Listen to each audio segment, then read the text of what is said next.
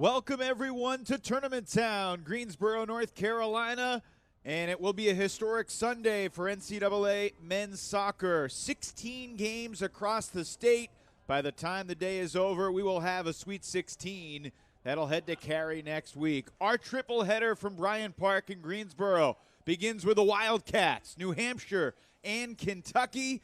Sari Rose, we know one Wildcats will make the Sweet 16. The question is, will it be the America East champs or the at-large team from CUSA? First thing to know about UNH, they are shorthanded today, missing a few starters because of COVID protocols. Well, UNH comes into this match 11th in the country, so they are actually the home team tonight. But we got news early on that they are going to miss their two go-tos up top as well as their right back. So number 24, Kentucky, despite being the underdog here, may have the advantage just because of the adjustments that the UNH Wildcats will have to make today. And we got to focus on the school names because the mascots are similar.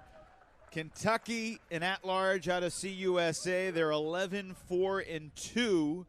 They last played 15 days ago at South Carolina, a 2-1 win. And this Kentucky team under Johan Settergren in his 9th season certainly has ambitions of doing some damage in this tournament.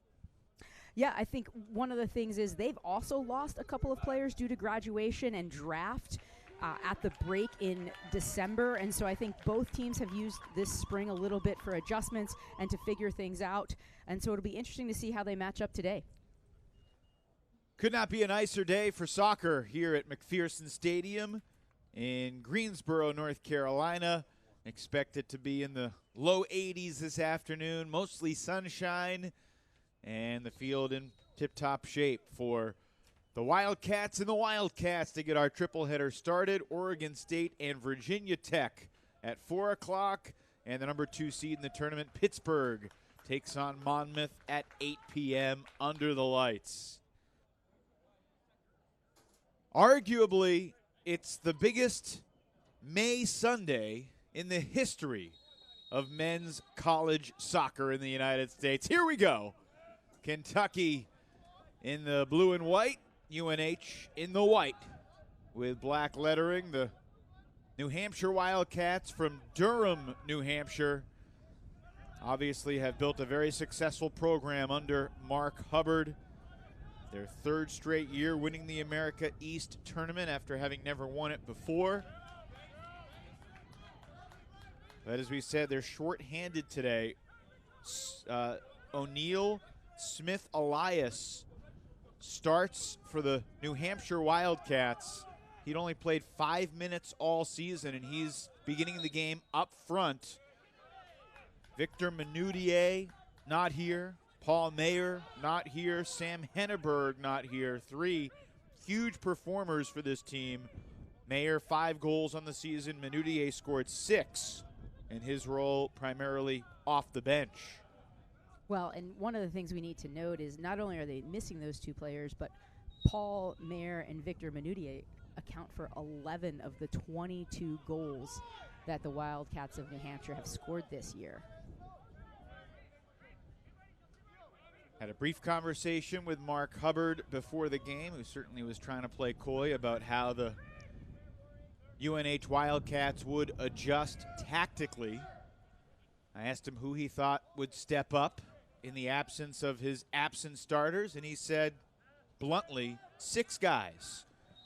I said, thanks, Coach. He clearly was not all that interested in sharing his pregame insights. But it's going to be interesting to watch this develop, Sarah. I mean, obviously UNH is a strong program, and I mean, the one thing he did say, no excuses. You know, we still expect to play well and perform. Well, they're an experienced team. You know, in the back line, we see that they have their both center backs are graduate students. Adam Seville, number 3, and Bridger Hansen, number 5. They've got a junior and Chris Pinkham replacing Sam Henneberg. And so they have some experience in that back line. We see them trying to organize here defensively. But once again, to lose 3 players the week before you get down here is an adjustment that is difficult to make. give a quick mention of the goalkeepers for both teams. Alejandro Robles, the man from Mexico, in net for UNH. And Kike Fakuse, the Honduran senior, is the goalkeeper for Kentucky. Fakuse only played in 5 games this year, in part because he was with the Honduran national team that was battling in Olympic qualifiers throughout much of the season. Yeah, you've got to love the fact that poor Kike Fakuse does a fantastic job of making the Honduran Olympic team, the U23 team last spring. Super excited, has great experience as the backup there. But then his team's the team that's going to knock out the U.S. for the U.S. to, once again, the men not to qualify for the Olympics. So I posed the question to Coach Settergren, well, how did the team talk to him when he came back? Is there a little bit of bitterness? But he said they're a tight-knit group, and it was all fun. Fakuse played 3 games in the fall and then played the last 2 matches of the spring to reacclimate himself to the Kentucky team.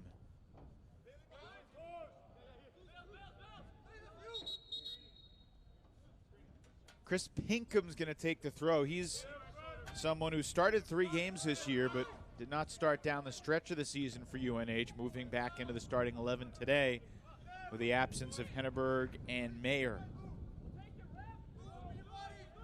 Rory O'Driscoll also back from injury.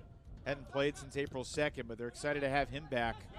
Former all-conference, all-freshman guy earlier in his career. Gets a pretty good cross, challenging in front, and it's Fakuse who gets his hands on it. That ball took a scary ricochet in the box, but no harm done in the 5th minute.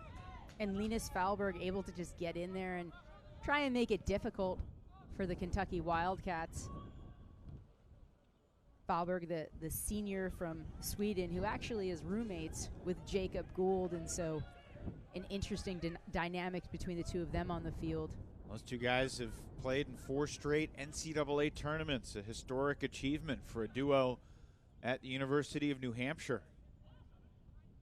Tribute to this program.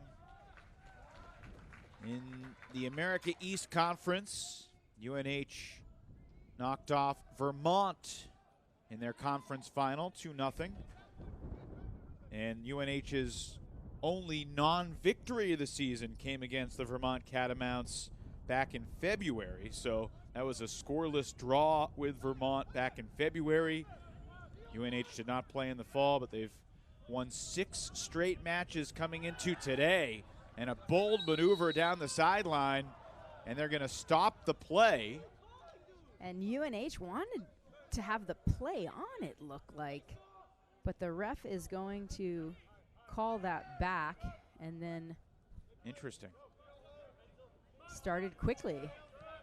You don't like the dangerous play, but you want the official to adjudicate it after your scoring chance concludes, if there's anything to adjudicate. Well, Mark Hubbard has been around the New Hampshire program, I mean, literally forever. He was a ball boy for this program growing up in New Hampshire when he was a kid. 3-time All-Patriot League selection in his undergraduate days at Colgate. Big throw into the box. Pinkham's cross headed towards the goal, loose in front on the edge of the box. It won't go. The rebound denied, and Fakuse comes up gigantic early for Kentucky. Just fantastic saves right there by the Honduran goalkeeper, Enrique Fakuse. And we see Pinkham puts it in. It's a header by Gould. Number 5, Bridger Hansen gets on the end of it, but Fakuse denies it, and then I think he got a piece of that and is able to just step in front of number 32, Rory O'Driscoll, to keep the clean sheet. But a fantastic effort there by Enrique Fakuse. Crazy sequence, and Kike saves the day early for Kentucky.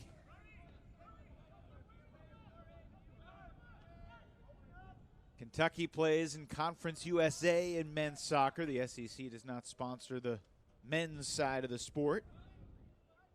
Kentucky, one of 14 at-large teams Obviously, Sari, the pool of that large is smaller this year, so Johan Sedergren, I think, felt pretty confident that his team was going to make the field, but considering the bizarre nature of the year, the RPI being a little out of whack due to lack of connectivity, you never really knew, and until the moment you saw the name during the selection show, the Wildcats of Kentucky could not be certain.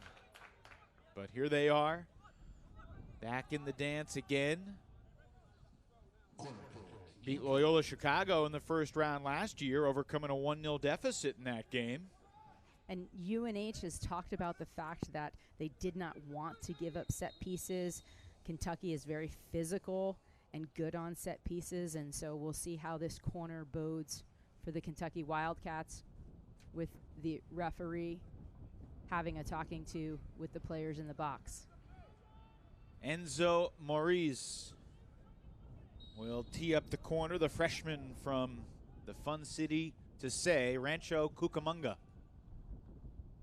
Good left-footed cross, headed away by Gould, and further by Bright.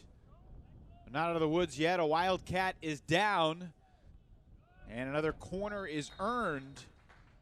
And a big, strong physical play by Yannick Bright, the freshman from Milan, Italy.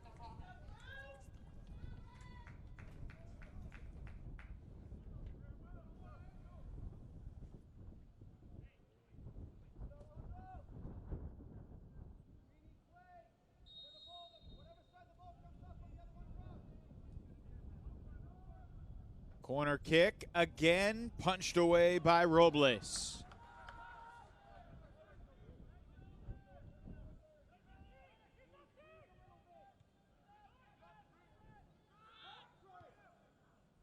Thalberg and Kamal both trying to get out of the defensive zone, but Kentucky continues to possess.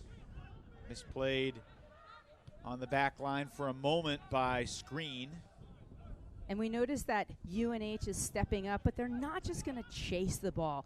One of the factors that they felt like would be important today is the heat. Once again, UNH, two things that are going to be very different from their games. They are playing on grass. The entire conference up north pretty much plays on turf. And two, the heat of a game in May as opposed to November.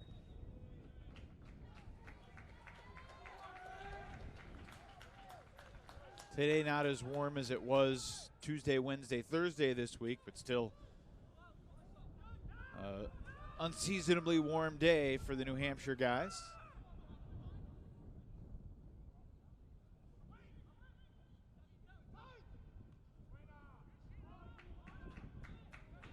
Just over 10 minutes gone in this first half.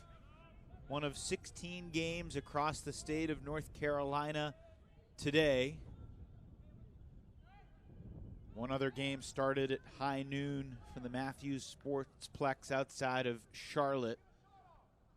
Number 8, Georgetown taking on the High Point Panthers, Big South champions.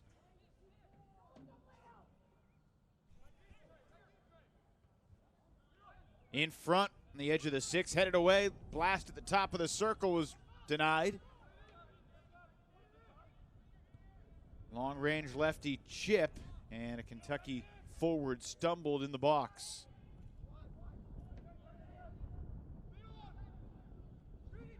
Pretty solid defending so far from New Hampshire. Yeah, they've done a good job of denying that ball in and getting numbers behind the play. And an opportunity here. O'Neal Smith Elias in the starting lineup for the first time in his career at New Hampshire, and he blasts it wide. And you see that might have been a little bit of nerves, right? He is able to get in. He's going 1v1 towards the box, and just too quick of a service. Could he have cut in and sealed it off, or at least waited to see, because he did have help coming.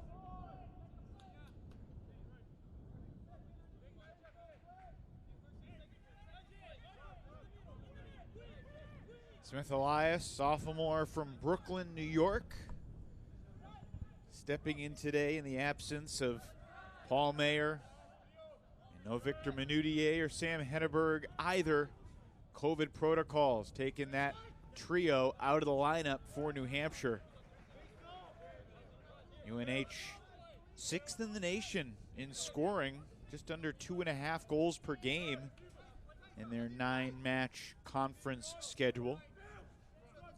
5-0-1 in conference play, the lone draw with Vermont, and solid run through the America East tournament.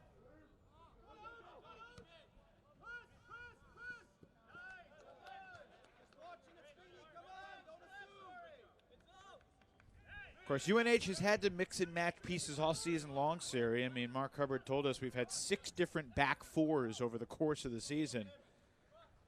So at least defensively, they have most of their continuity. Hanneberg, the lone man, absent from the back line today. And we see this long throw in by UNH. Bridger Hansen trying to flick it on, but can, and it's going to get recycled back out to Adam Seville. Bright. And Kentucky just booms it forward, and there's going to be a stoppage. And reaching into his pocket, our official, David Erbacher. A yellow card issued to O'Neal Smith Elias. And he's wondering, what did he do? And you can see Enrique Facuse very, very upset and having Bailey Rouse, captain of the Wildcats, was trying to calm him down.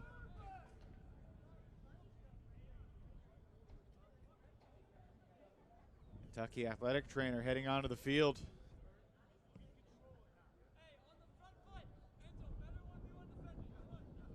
I believe that's Luis Grasso, sophomore from Munich, Germany.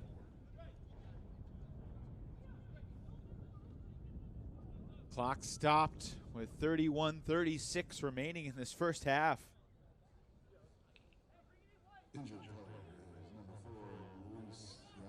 Coach of Kentucky, Johan Settergren, certainly familiar with New Hampshire. Johan was an assistant at Dartmouth for 5 years, played against New Hampshire a bunch. Swedish native. 3-time Conference USA Coach of the Year, trying to get Kentucky to the Sweet 16. Well, in 2018 for the Wildcats of Kentucky was the best season in history. 2 years ago, they went 19-2-1, had 14 shutouts in Conference USA, and they went to the Elite 8. And so they have a number of players back from that team trying to build on that with the first round bye and into this second round here. 1 goal loss to the Maryland Terrapins in the Elite 8. Only thing that separated Kentucky from the College Cup two seasons ago, which is correct. 2 years ago is a slight, you need a little more explanation because it's 2021, Sari, despite us continuing with our 2020 NCAA men's soccer tournament. And you see the official, our center for the match, David Erbacher, trying to motion for UNH to come back out, but getting a little bit of a water break of sorts during this injury. And then we will wait for the official to drop the ball and have a kick before our clock starts with 31:36 left on it. And it appears Grasso's okay, jogging right back onto the field, headed to his right back spot. And we want to see Kentucky get a little bit more control of the ball here. We haven't been able to really see them string some passes. They're very dynamic. Number 8, Marcel Meinzer, we haven't seen him on the ball much. And then here we have another foul on Kentucky. The very nice striped shirts are aesthetically pleasing, but the gray numbers make it difficult for people in the broadcast booth to see. Hey, Sari, I thought a yellow card was given, but it was a red. Smith Elias is no longer on the field, and New Hampshire is playing a man down right now. Well, this is a unfortunate turn of events for the New Hampshire Wildcats. And for Smith Elias, he finally gets an opportunity. Had one chance offensively, shot it wide. Now he's headed to the bus.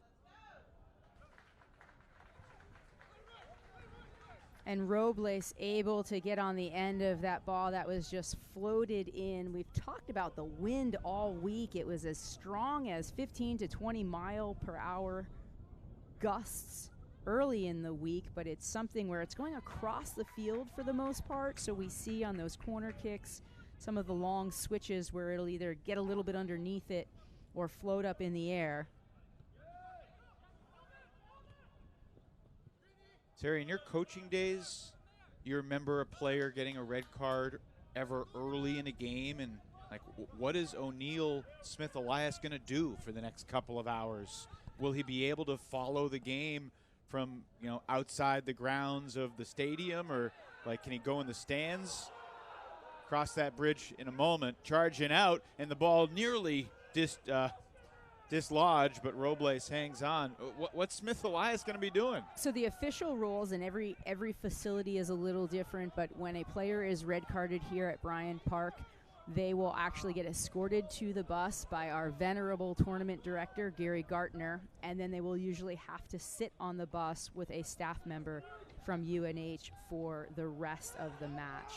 The good news is that our fantastic production crew here, Turbo Sports, does have the game up online, and since there is internet across the park, he is probably going to be able to watch the game from the bus.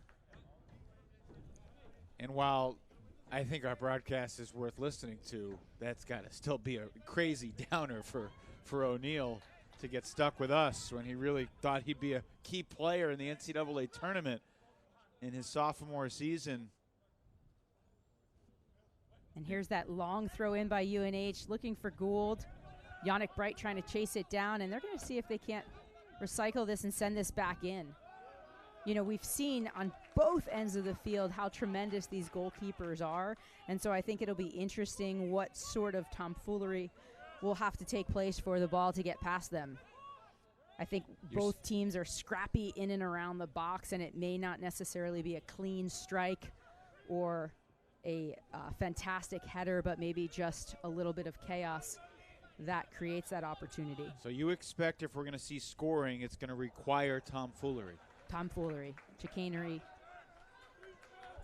No, I do. I really respect both of these keepers. We spent a bunch of time reading about them. You know, we already talked about Fakuse and his experiences with the Honduran Olympic team, but then you also have Alejandro Robles, who's played with Club Tigres in Mexico, second division, came in with a very good record. You know, he's got 4 shutouts already, and he's Enzo Maurice cross, steered away by Seville.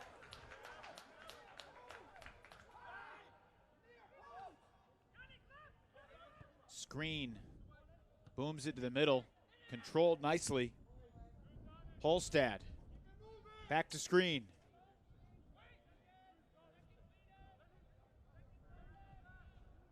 And not necessarily the intention to pop that one up, and it will be a goal kick.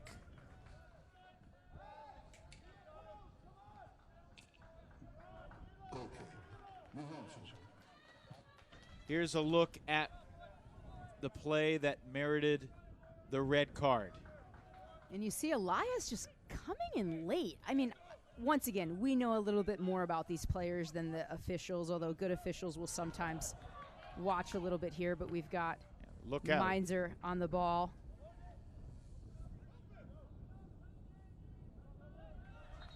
I look at that foul and I think about a kid who's getting his first start in a match, having only played 5 minutes, and he just reacts late and comes in a little late. 13 minutes, 24 seconds, but I hear your point.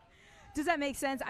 I'm not sure if in the first 13 minutes of the match, a red card on what's a non-scoring opportunity late foul is necessitated, but that's why I'm not an official. Plus, you got to feel for a kid from Brooklyn, New York, who's a mechanical engineer major who just got his first start and probably has a ton of nerves under his belt, but yeah, that's why I'm in the broadcast booth and not in a freakishly fancy yellow and black outfit on the field. Too bad, because you look good in yellow. I've been told that. All right, still scoreless. UNH and Kentucky. O'Driscoll has to give up the corner kick here for Kentucky. And a good battle there with Daniel Evans, number 7. Daniel Evans, he's got a ton of speed, and he likes to get in behind. And so he's got 4 goals and 3 assists on the season, but he's going to position himself up at the top of the box. And Kentucky's going to start on the line and probably pop out with this service. Robert Screen takes the corner, and that ball nearly was headed home just wide of the post. Robles misplayed it slightly. Yeah, and Robles comes out, and it looks like he's just trying to get a hand on it. But there are a number of bodies in the box, and we see there keyed on Brock Lindow, the forward for Kentucky, who's going to pressure the ball.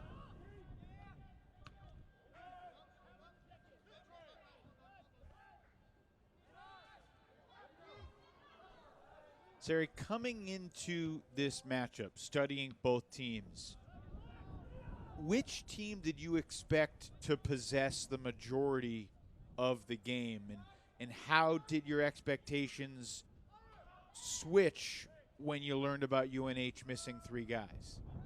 Well, once again, you know, UNH coming in as the higher seed, having such a prolific attack with, you know, averaging 2.44 goals in their very short season. Remember, UNH has only had 9 games, and Kentucky has had 17 games, and UNH has 22 goals, and Kentucky has only 28 goals in comparison. So I thought UNH was going to be more dangerous in the attack. You know, they play a little direct, but they're dangerous. But now we see, you know, after losing those 2 forwards that accounted for 11 goals, definitely felt like the tide would be in Kentucky's hands. Wildcats pushing up here. And they've got tremendous numbers forward. Every single player on Kentucky is only about 35 yards from the goal. Big throw from Asensio, and a foul in the box. This is coming out. The official is not letting anything go in today's match.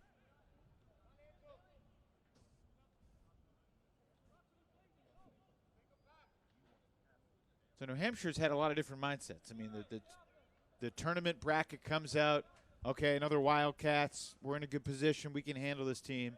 Then they lose 3 key players, half their scoring.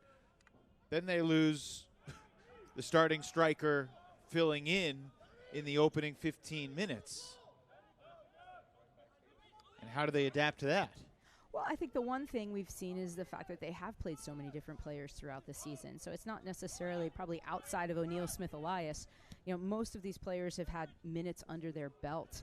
And they're an older team. Yannick Bright is the lone true freshman starting on the squad. And so I think, you know, they have that experience. What'll be interesting is Kentucky having that advantage. You know, can they take hold of the game? Can they get some possession? We want to see number 8 Marcel Meinzer on the ball more, seeing if he can't connect with 15 Brock Lindow up top, or number 7 Daniel Evans. Both Lindow and Evans have 4 goals on the season, and I just think Kentucky's got to settle in and get control of the game a little bit, or take control of the game. Nice job by Pinkham maintaining possession there. Getting it back to Hansen, who touches for Seville. And on the left side, O'Driscoll. I beg your pardon, that's Bennett.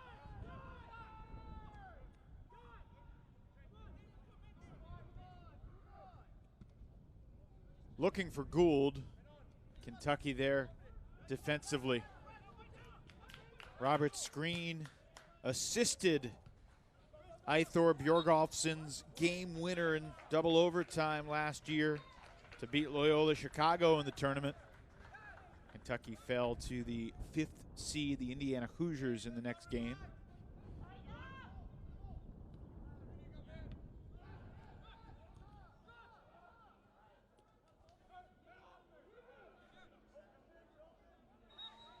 And Gould called for the foul there from behind. Here comes Bilal Kamal. overlapping with Linus Fallberg.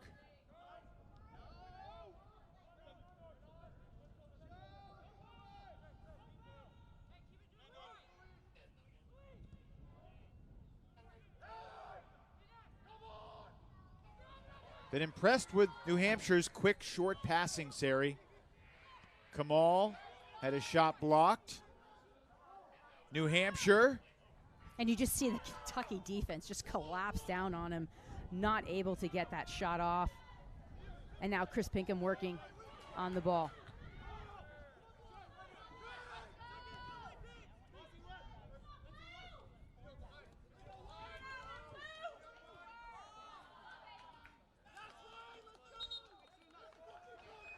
New Hampshire has the throw, but first we're going to get a substitution.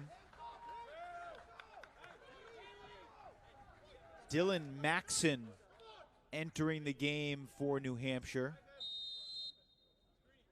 Maxson appeared in only 3 games in the regular season, took 1 shot in 79 total minutes across those 3 games. Substitution for New Hampshire, number 20, Dylan Maxson for number 7, Jacob Good. Yeah, we had a similar conversation with Hugh McDonald of Monmouth earlier in the week, just about the fact that Monmouth College is a blue-collar team, and I think that's the same mentality of this UNH team. Long-range shot just wide. Past the diving keeper for Kusei, who has a little some words for his defense right there for letting that strike get unleashed.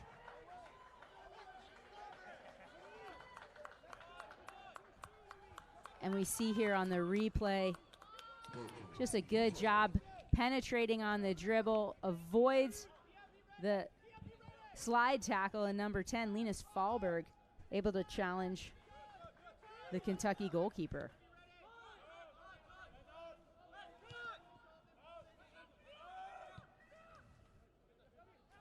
Physical defense there, and the foul called on Hansen. Hansen pleading with Erbacher, the referee, that he was the one that was really the victim of the physicality. Great driven ball in, a little bit too much on it there for Leon Jones, number 5, who's one of the top defenders on the Kentucky Wildcat team. Interesting story with him. He's a Scottish international. He played on the U16 Scottish national team that upset England and was really on a pretty strong trajectory, and then had some injuries and kind of fell off the radar. And so Coach Setterin was very excited to get him and have him healthy and pick him up. Screen with space. Pretty good ball. Bodies tumble, and it will be a goal kick. Pair of subs getting ready to check in for Kentucky. Jansen Wilson and Ben Damgey. Sophomore and a freshman respectively, who have been regulars off the bench for the Wildcats lately. Dan Evans to the bench. Brock Lindow also gets a breather. And the clock stopped again as Linus Fallberg slowed to get up. UNH runs over. I mean, this feels like a media timeout here, Sari. The team's retreating to their benches. And, you know, I mean, I have to wonder if this is part of the game plan for UNH to every 15 minutes or so get a refresh. This really feels like a timeout that's been called. And, you know, it's a reasonably hot day. David Erbacher doesn't look overly perturbed as he goes to get himself a little hydration as well. Well, and I think we talked about the fact that UNH this week was prepping for the fact they knew it was going to be a warm 12 o'clock in May North Carolina match. And so he said he was doing the best that he could to try and hydrate the team.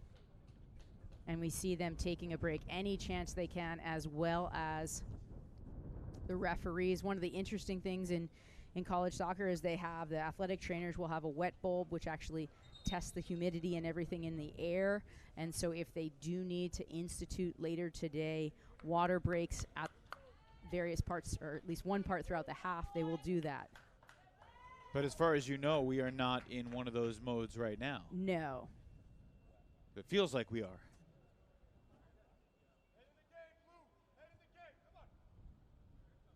All right, both teams retake the field. Not too often that a head coach gets a chance to talk to his whole team for a couple minutes with 16:45 to go in a half. Well, they're taking advantage of every opportunity they can to get water and to get a break. And Mark Hubbard was actively getting some coaching in. And Linus Fahlberg, who was the one shaken up, put that in quotes because he's jogging back onto the field looking no worse for wear.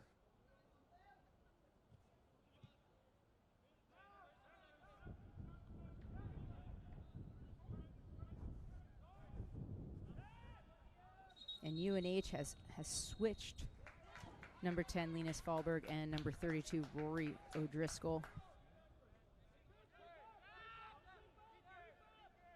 Playing with number 20, Dylan Maxon, as kind of that lone 9 up top.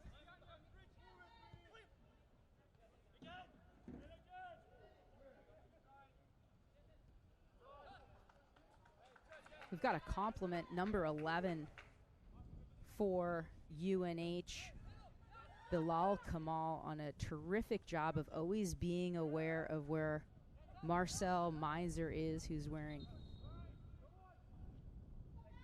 out in the midfield, and neutralizing a little bit of Bailey Rouse at times too to deny him winning the ball.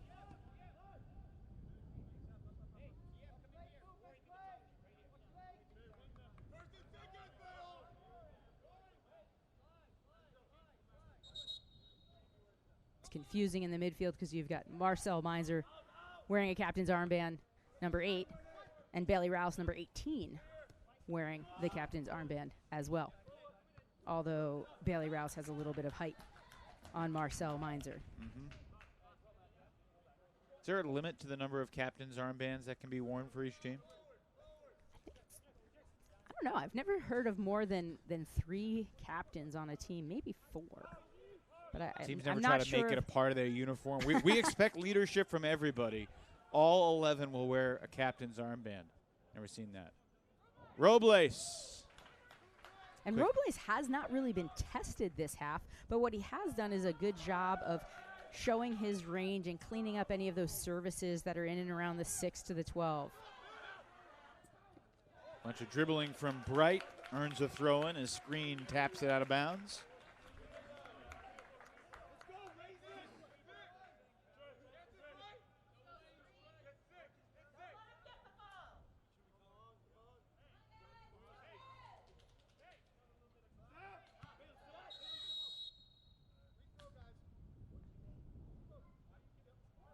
Yellow card.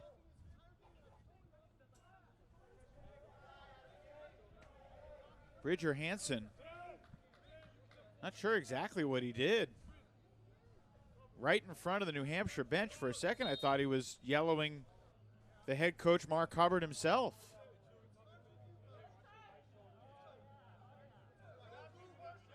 Well, as you said, Sari, it's been a no-nonsense half with David Urbacher.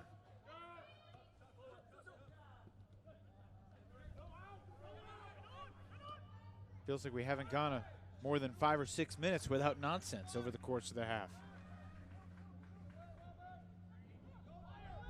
Bit of tomfoolery. Well, you said we would require tomfoolery to get scoring. And I like scoring.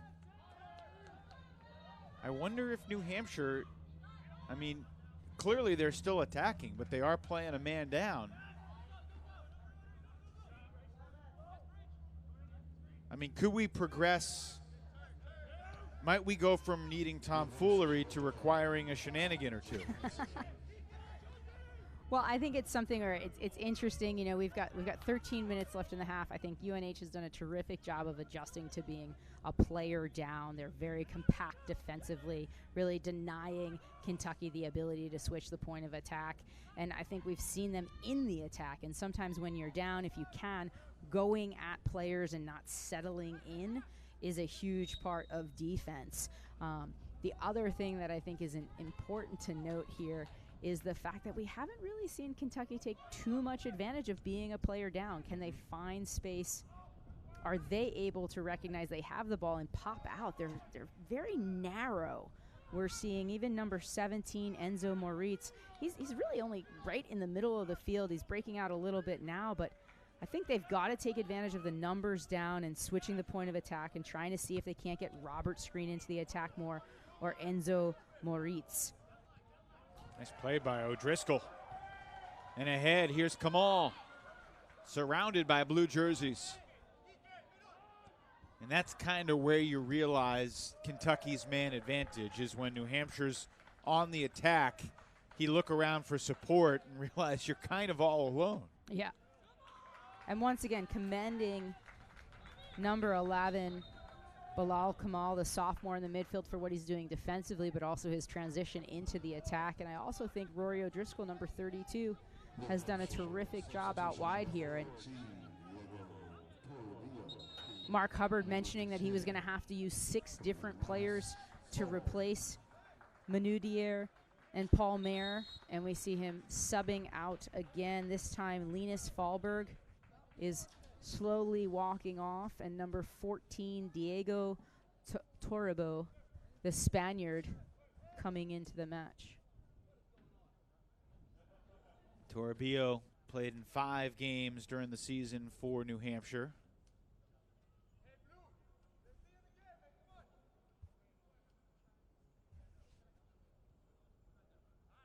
We have had more clock stoppages in a scoreless half than I can remember in a long time. Injuries, cards, conversations, water breaks. No goals. Plenty of Wildcats, but no goals. Well, and I think the reason why we haven't had goals is the fact that, you know, Enrique Facuse stood on his head in the early minutes of this game and made at least 2 fantastic saves, point blank. And then we've seen Alejandro Robles do a terrific job of just controlling the box, and haven't seen as many direct opportunities from Kentucky. But here they have Screen making a great overlapping run. Can they find him? Screen has got a goal and 4 assists on the year, so he likes to get forward. They usually attack more on his side. He's very good with both feet, so if he can get into that wide channel and end line, he can serve it on either foot. Also should mention, this is something of a homecoming for Robert Screen. Grew up in Raleigh, went to Wakefield High School. Rare good player out of North Carolina that gets away from the ACC. Another massive throw toward the goal, and New Hampshire stands tall defensively, but it ricochets out for Screen. And you got to love Maxon just getting in there and willing to take it, but a good service service Kentucky has struck in the 35th minute of the half. A beautiful entry feed, and the header buried by Bailey Rouse. And number 18, Bailey Rouse, great run in, but you see, and we'll see it on this replay, Alejandro Robles came out earlier on the corner kick. He had kind of gotten into it with one of the players and was sort of moving with that player. And I think we see here, he's going to leave his line early, really early, and then recognize that it wasn't bending. And so Rouse with, I would say, an easy put-in in some ways. Great run, but wide open net, and as long as you keep it down, that is a sure thing. 4th goal of the season for Bailey Rouse, the senior from Littleton, Colorado. And Kentucky has the game's first goal. Finally, we've got some tomfoolery here in Greensboro. That was actually just a fantastic set piece or service in there. I think unfortunate given the fact of how good of a goalkeeper we think Robles is for that to have happened.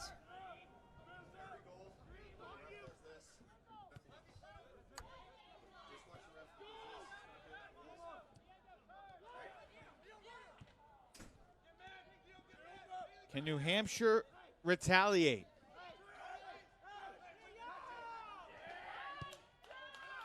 Well done by Kentucky defensively.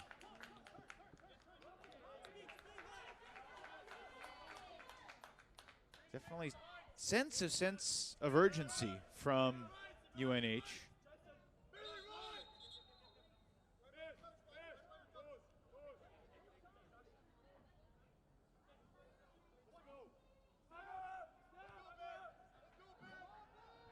Seville chips it to the perimeter.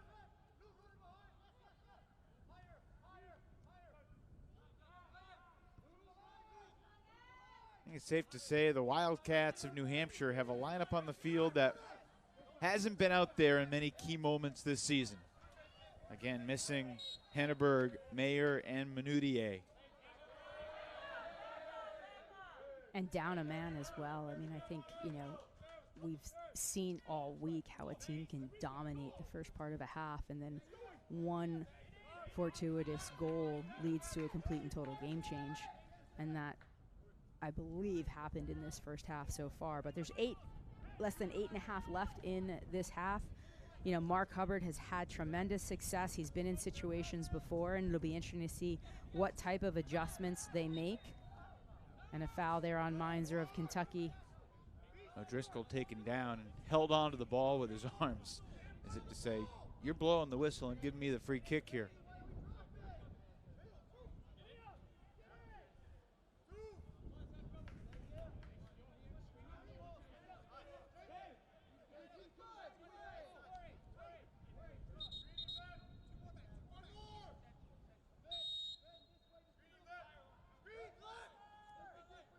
Clock continues to tick here as New Hampshire takes its time setting this one up. Kentucky's defense holding the line just outside the box, about 20 yards from the goal line. Kike Fakuse ready. Never got to Fakuse, and Kentucky blasted ahead.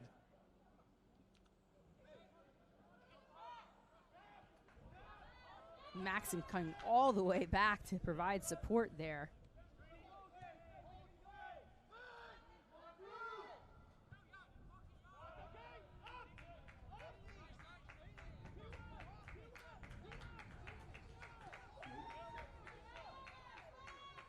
Go kick.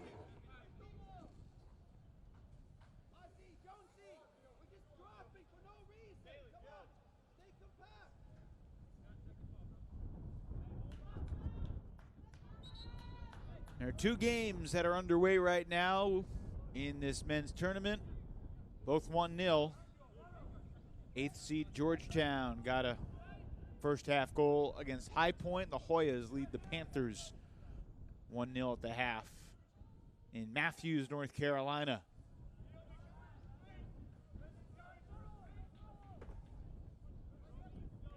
Winner of this Kentucky UNH battle gets the winner of the late game that's happening over at Spry Stadium in Winston-Salem tonight, just about 45 minutes down the road. And another yellow card issued to New Hampshire. Was that one on Hubbard, or did they give it to... That was on Coach Mark Hubbard, yeah, who's shaking his head.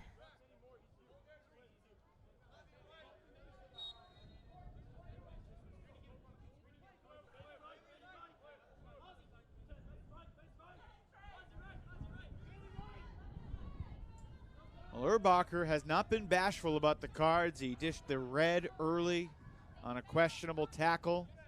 But, Sarah, you thought it could have been a yellow and play on? You know, once again, I mean, was it a bad tackle? Yeah. Was it early on in the match? Was it away from their goal? I mean, there are just certain things that I think that's where the experience of the referee comes in. You know, from our angle, we didn't see how bad it may have looked from his angle.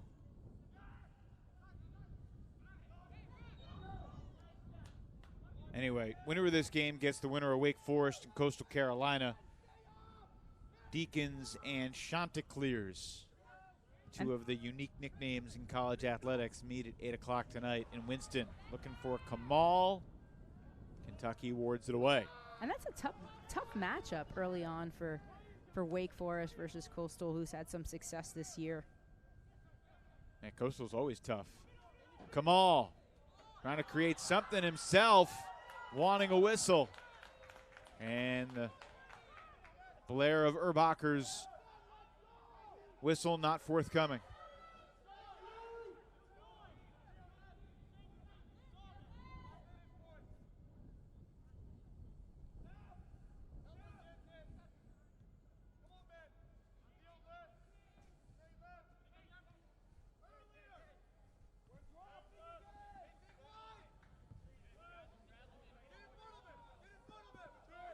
Pinkham.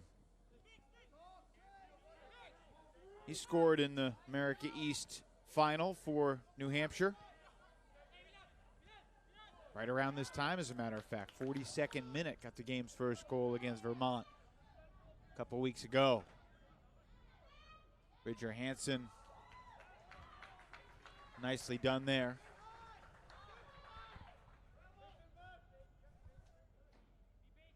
You know, we talked about the various obstacles that UNH has had to face, but the coach basically has said, like, there's no excuses, and I think we've seen him go to his bench throughout this spring season so that there's players that have had some minutes and they're able to come in, maybe despite thinking they would at this time, and make a difference.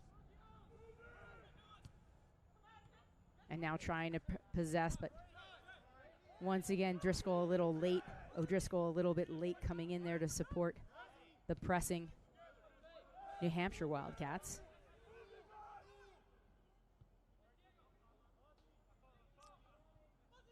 I mean, right now, the team from Durham, New Hampshire, just wants to get into the locker room trailing by only one. Regroup, figure out how they're going to attempt to overcome this deficit. Kentucky would love to stretch the lead here in the final minutes of the half. Screen steps up. Pushed back by O'Driscoll, but a throw for Kentucky. I mean, you've got to love the fight on number 32, Rory O'Driscoll. It's just, you can see the emotion on him. The sophomore from Minnesota who played with the Minnesota Thunder Academy.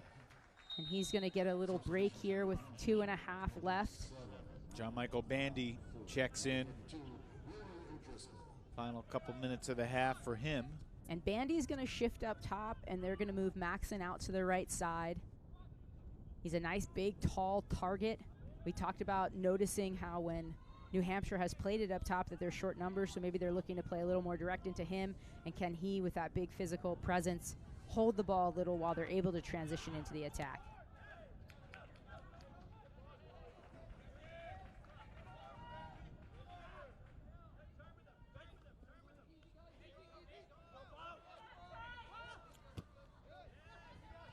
Physical play on the sideline in front of the Kentucky bench. Bandy off the bench gets a touch. Now the other number 3, Seville stepping up. Seville retreats, but UNH with less than 90 seconds left in the half, looking for something.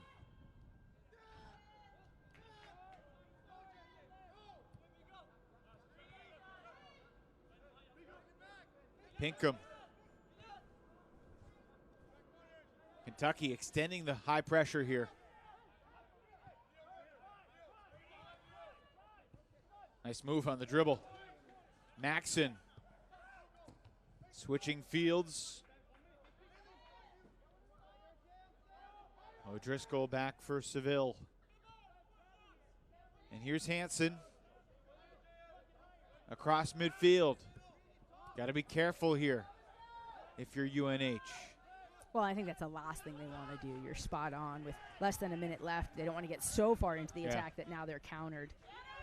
But we talked about UNH being dangerous on the set pieces, and they are going to get numbers forward to see if they can't flick on this long throw by Chris Pinkham, number 19. Well played again by Kentucky. Maybe a chance for one more long throw if Pinkham wants. Just launches it toward the goal, and it finds feet in the box, and there was a shove, and the official says no. Well, and once again, you probably don't want to blow the whistle with 18 seconds left, but from here, it definitely looked like his arm went off of his side, and it was a shove and not a shoulder to shoulder.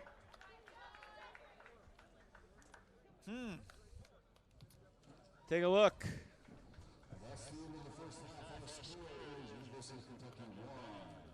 What do you think, Evan? I saw the arm come off, which I think it's a really careless play by the defense by giving the official the option to make that call. I mean, extending the arm, I would have been fine with the whistle blowing there. I understand why it didn't blow, but really Kentucky dodges a bullet. That's my opinion, but you know soccer better than me. Well, I would say definitely, especially given how quick the referee was to throw the red early on in the match when he could have kind of let it go. And then for that one, you know, from this angle, it looked like the arm clearly came off and it was a shove and it was a man on the ball. And so. Well, we're going to spend halftime counting up the number of cards that we saw in the first to make sure we got it right, and we will report back. Kentucky leads New Hampshire 1-0, as right now New Hampshire coach Mark Hubbard continues an extended conversation with our official David Erbacher, who gave one of his cards to the New Hampshire head coach. We'll take a short break, second half, Wildcats and Wildcats coming up.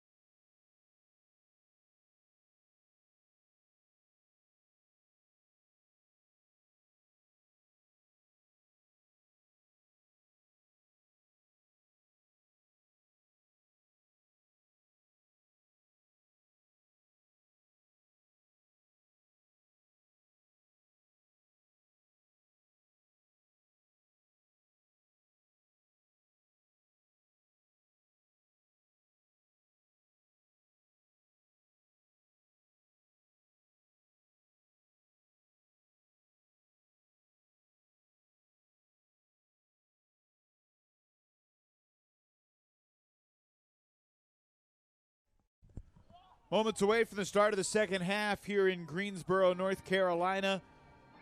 This round of 32 battle between the Kentucky and New Hampshire Wildcats. Only one can advance to the Sweet 16, and it's Kentucky that has a 1-0 lead at half. With Sari Rose, Evan Lepler, delighted to be with you. And really the story of the half, Sari, New Hampshire began the game shorthanded, missing 3 regulars. One guy that was replacing them, O'Neal Smith Elias, picks up a red card in the 14th minute. There were 3 additional yellow cards delivered to New Hampshire, including one to the coach, and Kentucky with the 1-0 lead as we get started here in the second half. Yeah, I think once again when we were watching this first half, we were like, wow, UNH had made some great adjustments. They were knocking on the door. Had it not been for Enrique Fakuse to keep Kentucky in it early on, we thought for sure it was going to be in the New Hampshire Wildcats going their way. But a great service in and a fantastic finish by Bailey Rouse on what I would say is an open net because Alejandro Robles kind of came out too soon. It was Trey Asencio's service that really set that goal up.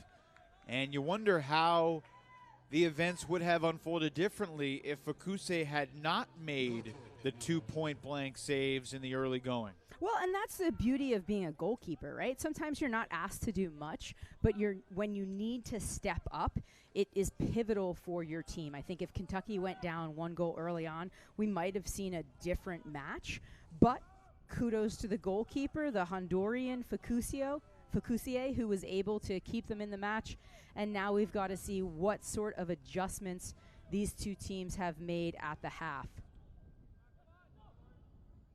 Well, what do you think Mark Hubbard talked about, considering the fact that they're not just a goal down, but a man down with 43.5 minutes now left in their season if they can't score?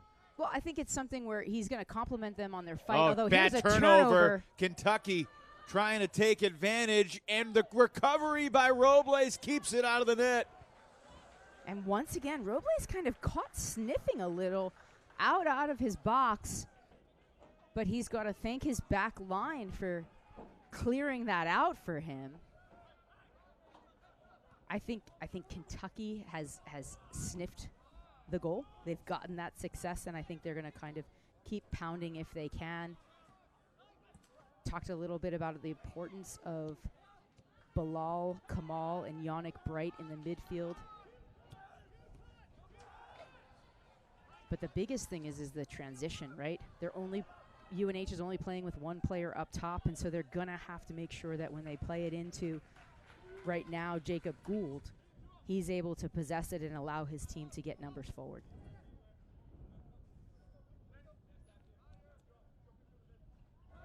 Jacob Gould, the lone striker, has no goals this year, but has been a key member of this program for each of the past 4 seasons. Gould and Fallberg, part of all 4 New Hampshire tournament teams. He and Gould, freshman roommates. They've gone 48, 10, and 11 together in their 4 years.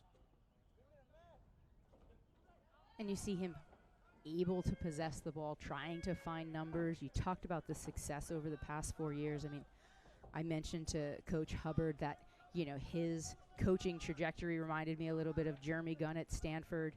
Both had success at the D2 level and then came in, and the program that Coach Hubbard has built at New Hampshire is just terrific.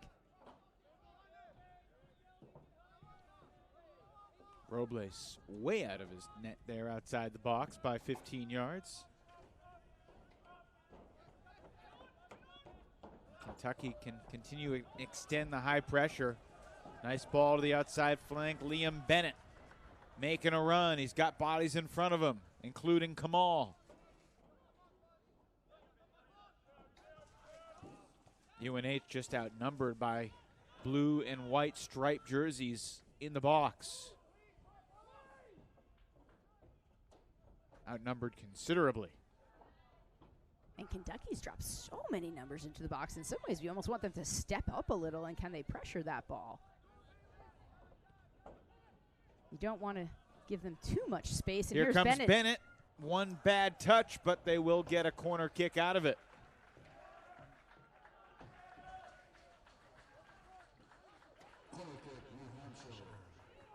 At this moment, Sari, 5 round of 32 matches are currently underway across the state of North Carolina. 2 began at noon, 3 more began at 1. It's Kentucky leading 1-0 here at Bryan Park in Greensboro on just a great day for college soccer in the state of North Carolina. That corner kick sails over Jacob Gould, and Kentucky will toss it in. Missed opportunity there for UNH. Yeah, and you bring up a great point. You know, you've got the local team, High Point University, down in Matthews. They've now fallen 2-0 to Georgetown. Fallen behind. Fallen behind, excuse me. Marquette is tied with LMU. Fordham tied with Marshall. Marshall, who's had a terrific season this year. Maryland and Missouri State, only 15 minutes into that first half, but also a 0-0 match. And then Penn State is up over Massachusetts 1-0. I beg your pardon, 6 games underway across the state right now, and another stoppage as a couple Kentucky or UNH Wildcats are down. And that looks like Yannick Bright on the ground. We talked about the Italian number 6, both in number and position for UNH. The only true freshman out starting for the Wildcats. Looks like he shoulder injury there, but he's up. Big, strong physical presence, but also very good on the ball. Not afraid to go 1v1 and break lines on the dribble.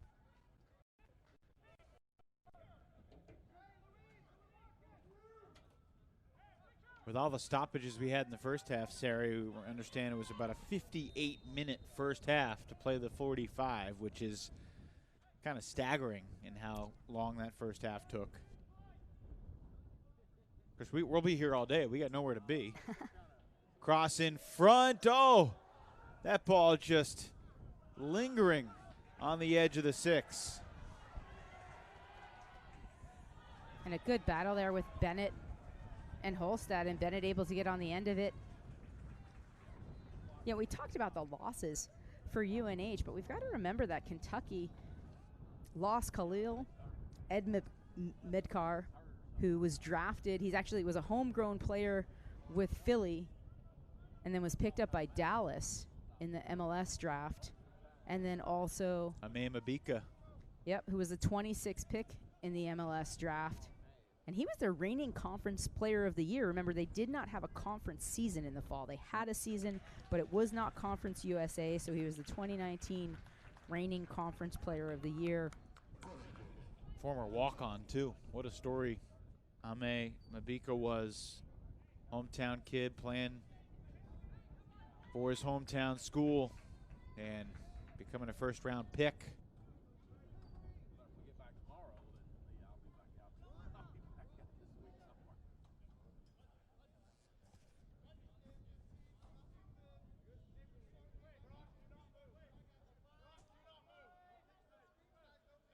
Kentucky's corner.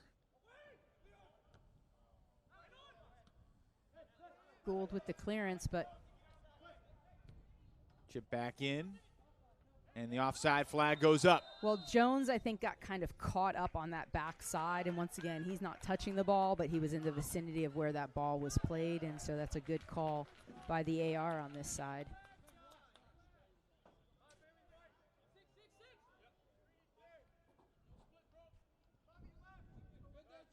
Now, we talked about the graduations at the break, the semester break, but I think most of the coaches on the men's side have been really happy with this 2-semester season. And here's Bilal Kamal in the attack, finding Pinkham, who's able to get on the end of that. UNH in search of the equalizer. Nice job switching fields across the way. And a move on the dribble for Bennett. Defended well by Holstad. Trying to sneak it through. It'll be a goal kick. Not that we're keeping track, but I do believe that is the 3rd meg of the match the Wildcats. Sounds like you are keeping track. The New Hampshire Wildcats have had on the Kentucky Wildcats. As a goalkeeper, I was terrible on the field, but I had fantastic timing, and the only thing that I would try and do was make someone. I was never going to beat you. Like in practice or in a game? Practice, any time. Scrimmages. As a goalie, I imagine it's probably not wise for you to try that in a game. No, not when I was actually in goal, of course. Good win there Yes, indeed. by O'Driscoll. Back for Robles.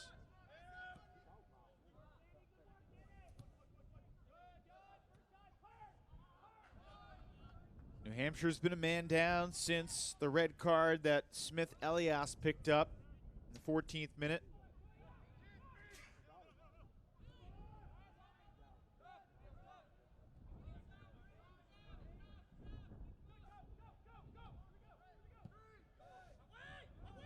Looping that one forward. Seville the header. I mean, who is the guy, if not Kamal or Gould, as we see a takedown, and we'll stop the clock again. And Kentucky will join the yellow party. At the half, there were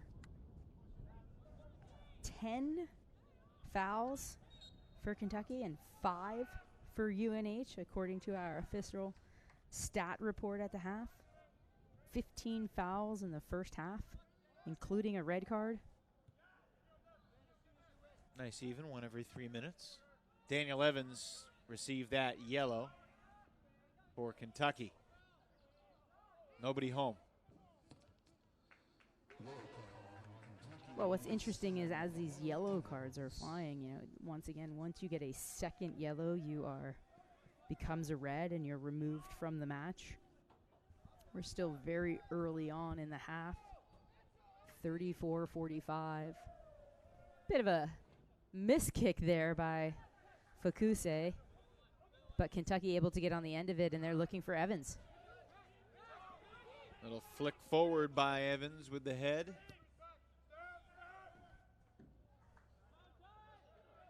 And I was going to say, if not Gould and Kamal, excuse me. I mean, no Moutier, who had 6 goals in the season. He had scored 3 goals in UNH's last 3 games in the America East tournament.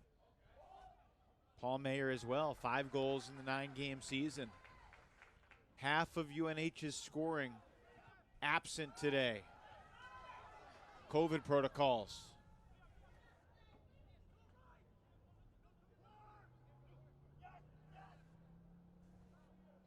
Trying to turn the corner. And in front, Fakuse able to take care of that cross from Fallberg.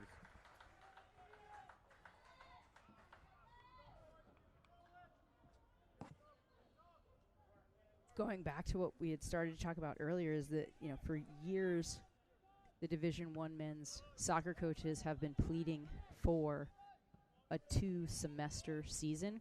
Oh, goodness. A misplay outside of the box. Robles just threw Dan Evans to the ground. I am flabbergasted by the fact that after all the whistles we've seen through 57 minutes, there was not a whistle there. Well, and Robles coming out, you know, he's out of his box, so not a bad idea to head the ball, but it just takes an awkward bounce, and then, yeah, he just tosses Evans to the ground, and then it's cleared out by Seville, but the referee, I think, just not sure what to make of that call. Wow. Interesting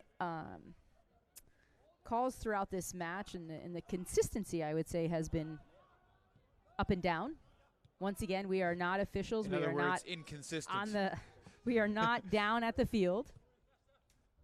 But I think our Turbo Sports production group does a pretty good job of replaying it up for us, and so we shall see how the rest of this match goes, since once again there's still 32 minutes left in this half, and Evans is going to come off for a breather for Kentucky, and number 20,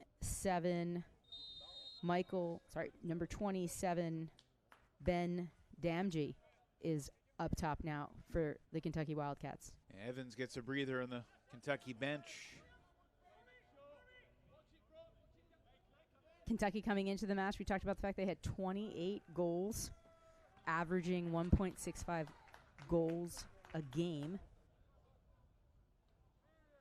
What's also interesting is they have averaged, they've had 186 fouls over the course of their 28 matches, whereas UNH has actually only had 109, but remember the difference in the number of games played, so a bit of a battle. What do those foul counts say to you? I think both teams are fairly aggressive. We've seen that. You're averaging over 5-6 fouls a game.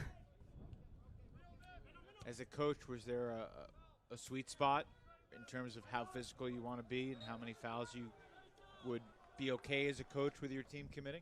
Well, I think it's something where it's who you're playing against. So, for instance, if you know you're playing against a player who does have a tendency to get out of the game if you're bodying up on them, you're going to want to foul that team more. However, if you're playing against a team that's very good on set pieces, and the flick here that Robles is able to get, but if you're playing a team that's very good on set pieces, then you're going to want to limit those fouls, especially in your defensive third. And so is there a sweet spot? No, there's not an exact number, but I do think that's where the scout comes in and knowing your opponent and what you can and can't get away with.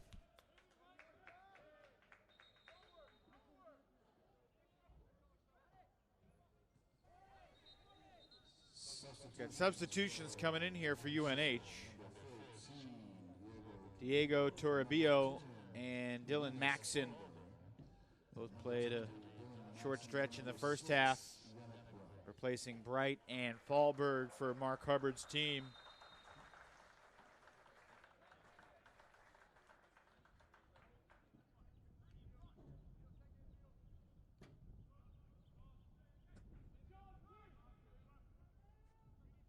Certainly not as windy today as it was earlier this week here at Bryant Park's area, and I think UNH was maybe hoping for a little more wind because it was really windy all throughout their practice season in the spring in Durham, New Hampshire. And they were outside all season long. They don't have an indoor field. Occasionally would do some stuff on an indoor track, but they are hardy folk up there at UNH. Well, and I think that's what you're talking about, and we've said this time and again, is just like this tournament setup has posed unique obstacles for these teams. Here's Liam Bennett denied. That was Holstead. Clay Holstead was doing that. But once again, New Hampshire normally, they talked about the fact that they loved having a first-round bye because so often the last few years they've hosted, but then they've had to go travel, which is difficult. So they like the fact they were here in North Carolina and we're going to stay here the whole time. And also getting that first round bye was important. But normally they would be matched up against a team regionally. So they're going to play up north.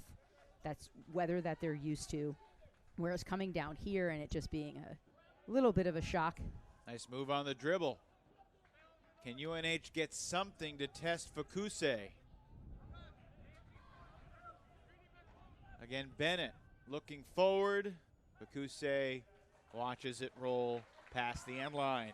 Yeah, and Bennett was trying to find Bilal Kamal on that back post, but just put a little too much on it and wasn't able to find the crafty wearing number 11, but the number 10 for the New Hampshire Wildcats.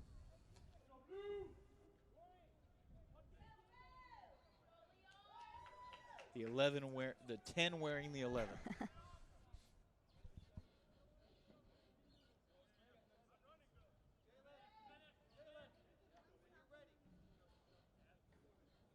Can you make sense of the soccer numbers for me? Yeah, so normally if a team's playing a 4-3-3, or we'll say 4-4-2 because that's what these teams are playing, but your outside backs are your 2 and your 3, your goalkeepers your 1, your center backs are your 4 and your 5, defensive center midfield would be a 6, attacking center midfield might be an 8, your wide players could be your 7 and 11, and then up top you'd have your 10.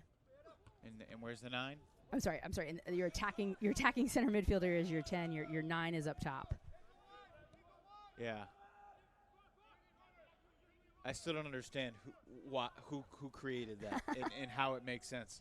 What's interesting is there's been a big shift, like the last 5 years, where you're supposed to teach the kids all those numbers and talk to them using those numbers. So it's always interesting when you're talking about the number 6 who might not be wearing number 6. It's interesting because I played a lot of soccer as a kid and played in high school, and I had really never heard those numbers until I say recently, until about 10 years ago. Yeah, the U.S. Soccer Federation has done a number of things, kind of taking over coaching education and trying to create uniformity across the country in regards to those things. And so you're seeing that be part of coaching education and also sort of trickling down to players. I do some scouting for U.S. Soccer, and so that's something when kids are coming into the market training centers, using those numbers and making them aware of it so as they move up. But like you said, I even spitting it out sometimes. You fumble, but they're just, and again, you're more of a soccer person than I am. I've played the sport and love the sport, but I'm more of a multi-sport guy. And one of the sports I've covered for a long time is baseball, and a 6-4-3 double play is a layman's term. Obviously, shortstop, second base, to first base, but that's common parlance in baseball, more so than I feel ahead to the 10 is in soccer. Well, I think it's adjustments and getting used to stuff, and I think that the difference is baseball is a very not to be condescending, but it's a static sport, right? So there's certain plays your third baseman may move in or out depending on the play, but you're not getting a massive change in formation like you do in soccer, and so that's where I think the numbers for somebody who's not used to it then just become confusing because you learn one diagram and then it's shifted into another. But Kentucky here with the substitution, they've got number 23 Jalen Bigby coming into the match for the first time today. Freshman from Ohio, 5-year veteran of the Columbus Crew Academy. Gets some minutes here in the second half in a 1-goal game with the season on the line. Under 25 minutes now. And the question is, can New Hampshire get one past the Kentucky defense and Kike Fukuse? That ball rolled in. Wildcats for Kentucky would love to double their lead. They feel much more comfortable in that event.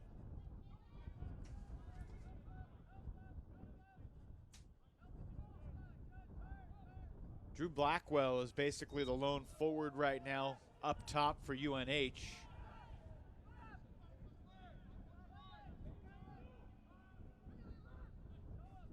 And Blackwell is a kid who played for Penn Fusion. He was a Delaware Player of the Year in 2019. You're saying he should be right at home at a field where the NC Fusion play. Yep.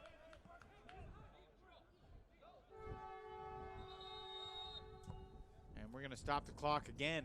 23:40 officially. And it's not a stoppage because of the train going by, Sari.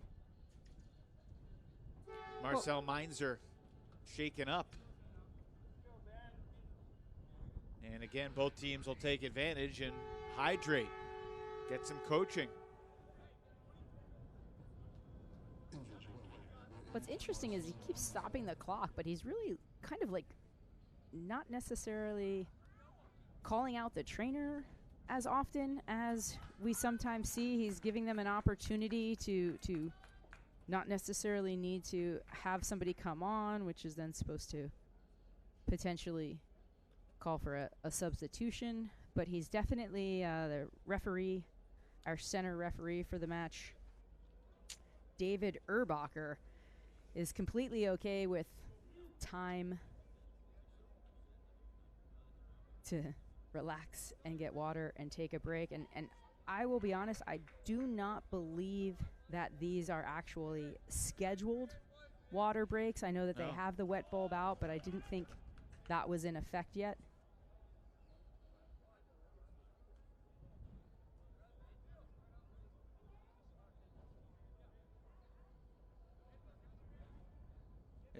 This match definitely feels different than most any other soccer match I've seen in a long time.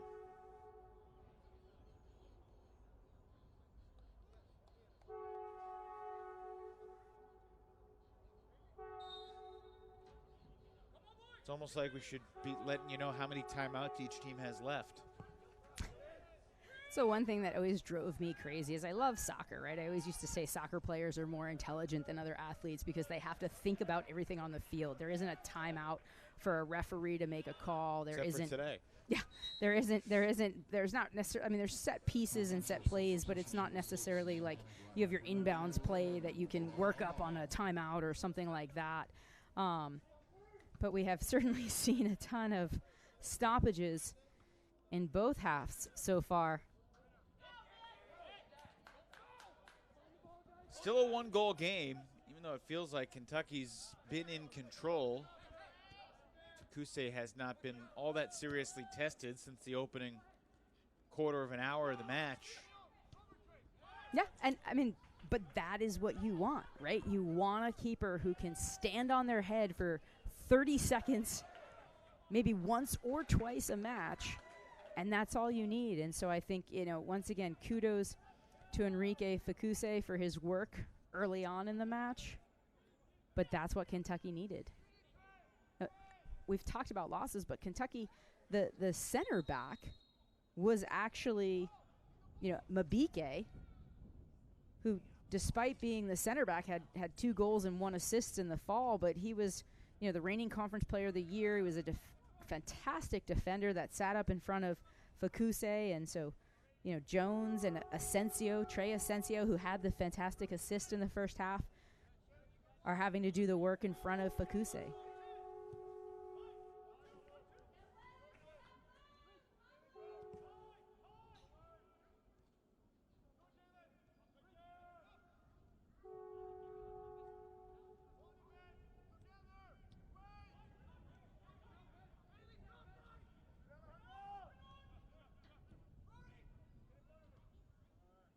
O'Driscoll to the outside. UNH with a throw.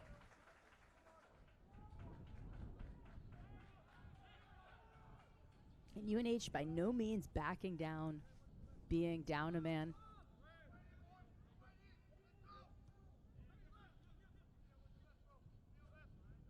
Wonder how O'Neal Smith Elias is doing. Uber Eats deliver here a bunch? Could he have ordered something on the bus? Sort of feels like Chris Webb in the national final calling a timeout when they didn't have one. Chris Webber? Chris Webber, sorry. Chris Webb is actually the USYS tournaments director, and Brian Park had hosted an event here several weeks ago. Brian Park hosts a number of national and regional tournaments every year, and confusion between my Webb and my Webbers.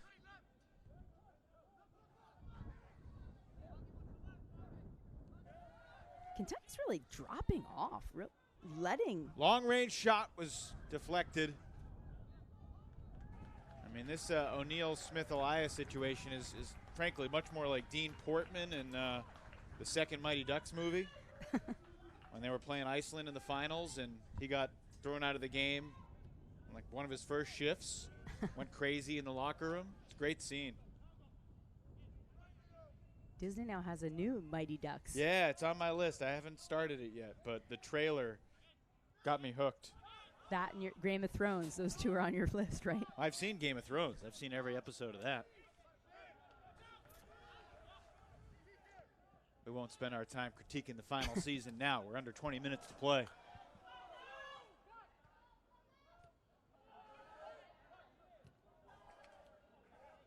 Defensively, I mean, New Hampshire has a fair amount of time on the ball.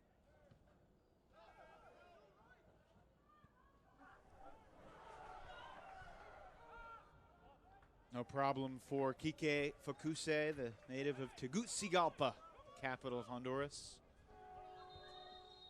And now Clay Holstad is down. Looks like he's trying to stretch his calf. And he dropped to the ground, but he will also get subbed in by number 22, Ben Wendell, the junior from Mason, Ohio. Transfer from Cincinnati. Cincinnati, due to the pandemic, had ended their men's soccer program, and Kentucky was able to pick up a number of players, including number 29, Trey Asensio, who had the assist on Bailey Rouse's first half goal. Yeah, certainly unfortunate what happened to the Bearcats program, but Kentucky has been the beneficiary. Especially disappointing for a Cincinnati alum, Johan Settergren, now the coach of the Wildcats in Lexington. Yeesh. Robles a little casual with that, but it worked out all right. And here's Kentucky in the attack. They have numbers, but Yep, foul called there. Dylan Maxson just tugged a Kentucky player down. We didn't really need to. You could hear Mark Hubbard from the UNH bench yelling, "No foul, no foul, no foul." And he just put both arms on him and tugged him down. yeah, sometimes it's those little mental breaks. Unless their no foul is code from the UNH bench to do the opposite. I doubt it. Can't be sure, though.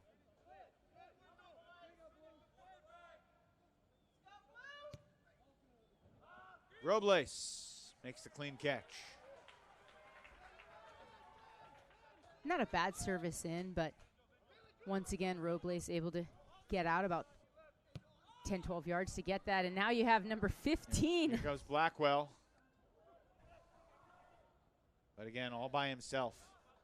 And a great job of Asensio. And Jones closing that in.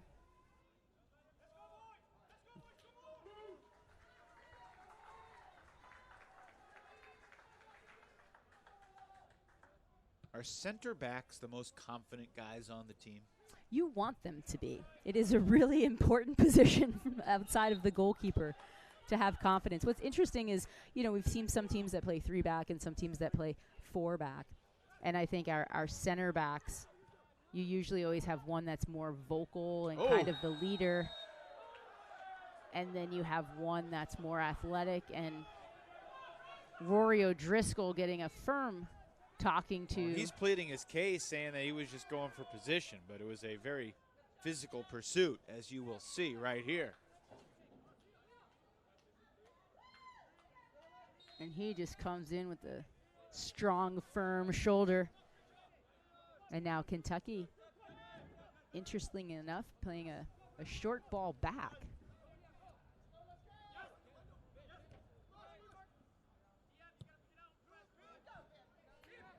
Robles will scoop up that one.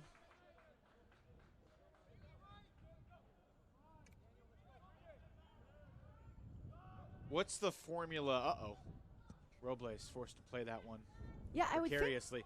What's the formula for UNH to generate scoring chances and maybe the scoring chance that could possibly get them the equalizer in the next 16 minutes?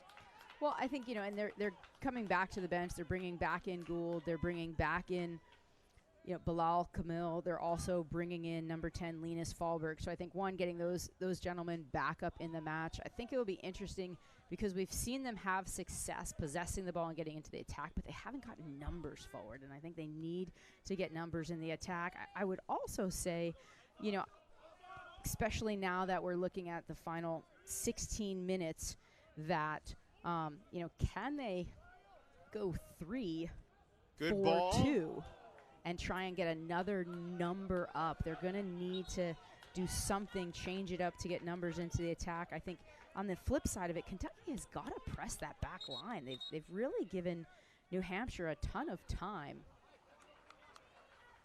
Well, here comes Gould, Fahlberg, and Kamal.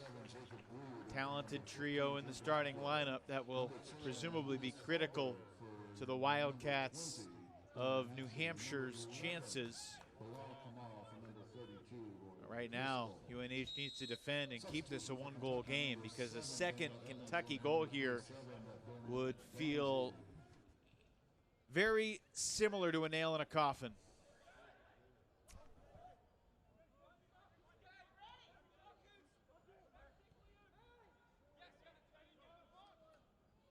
Look at the numbers in the box. that UNH has compared to Kentucky there. And once again, Kentucky doesn't want to get caught in transition and get too many players forward, but I'd say they are being very cautious at this time.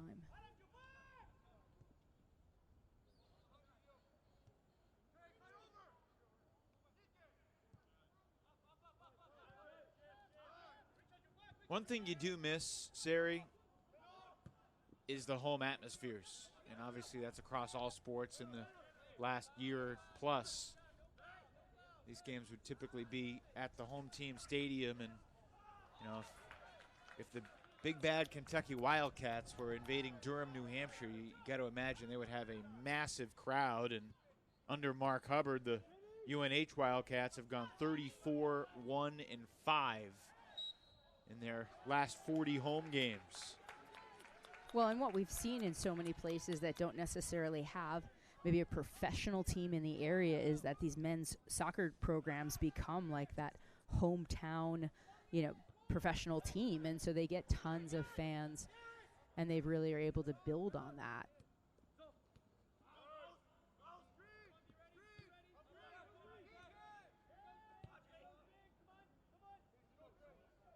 Talked a little bit about the 3 players that were missing for UNH, but Sam Hennenberg, who is normally the right back, is a transfer from Catawba College. That is our host school in partnership with NC Fusion.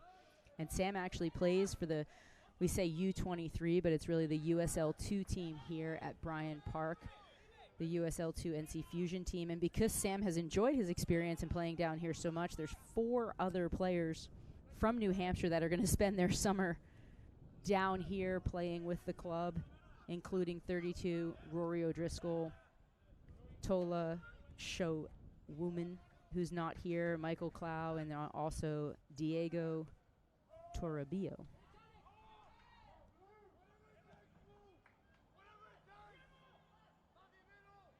Those guys getting themselves familiar with the surroundings here this week, and they'll be back this summer. Certainly would be a better memory if they were able to earn a result by creating something special in the next 12 and a half minutes.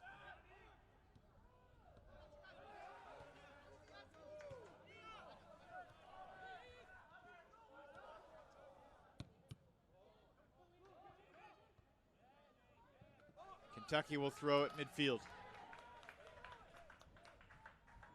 Under 12 minutes now. The lone score from Bailey Rouse in the 34th minute off the service from Trey Asensio. And that's Bright getting the foul called against him, and Marcel Meinzer is down on the ground, taking a moment. They're also calling for the referee to stop the clock, who has not done a very good job all game of motioning for a clock to stop.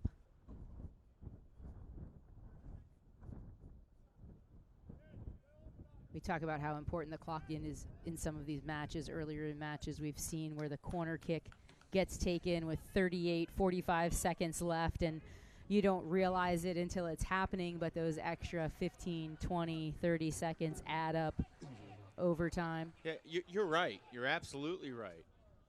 And goodness, the teams are going to have another timeout here. The other thing about the clock is across the highest levels of soccer all around the world, the clock has always been an imprecise estimate, you know, that often only one person is aware of and can fudge the way they want.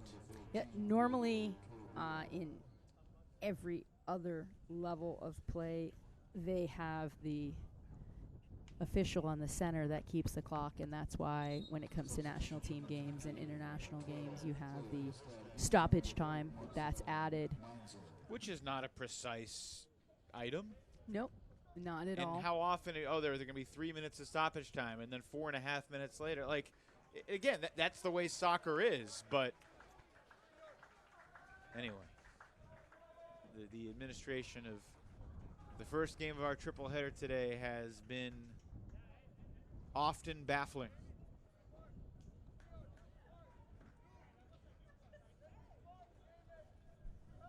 and it is hot, and perhaps that's a factor as well. But no one has communicated with us that they are in any sort of official protocol in regards to the heat. No, I signaled down to them to ask if the water breaks were in effect, and they said that it was not to the level that it needed to be for that. And I didn't think it would be. Yeah, look at Robles there. Does a good job of coming off of his line, but punches that ball down as opposed to out. And I think he's been a little nervous based on his experience this game. We've seen him. But here's number 10 on the dribble, and he's going to try and shoot from long range. Believe it or not, if he actually maybe had another second or two, he had number 11, Bilal Kamal, running into the attack, but I don't think he saw him coming on. But once again, you only get so many opportunities, and they need to take advantage of them. You're not going to beat Enrique Fakuse with a long shot on the ground like that. If anything, it's got to be in the air, high and wide.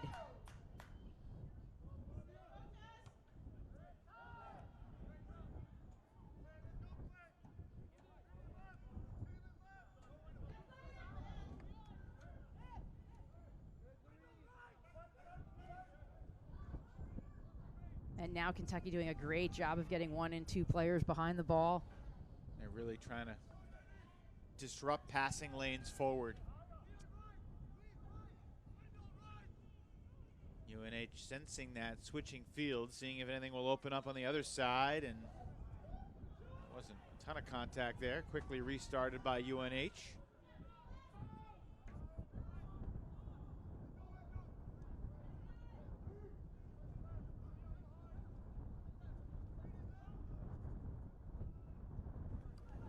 (2019) in the tournament, the UNH Wildcats beat Fairleigh Dickinson in the first round.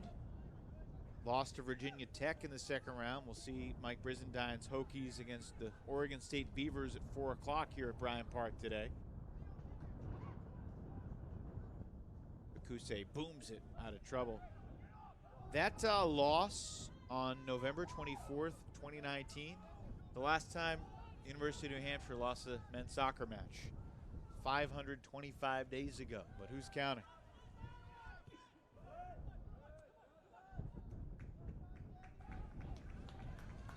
Well, and you talk a little bit about the differences between the two teams. You know, Mark Hubbard loved the fact that he had the fall to develop players, and there weren't games per se, but he was able to work with his team.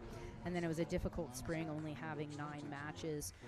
But they did use they used a ton of players. And then I think on the flip side, and that's a foul there on O'Driscoll onto Meinzer, who just stepped into, sorry, not Meinzer, Bailey Rouse, the goal scorer who just stepped into the match. And I think we were saying that both teams enjoyed having the fall and the spring semesters, but Conference USA had chosen not to play in the fall. And so Kentucky was able to just have a number of out-of-conference games. And then this spring we're able to play their conference schedule. So every university, every conference having to deal with this COVID year differently. And now the referee having to stop the clock because he's hoping that they are not wasting time. As we said, every second becomes critical in a 1-0 match.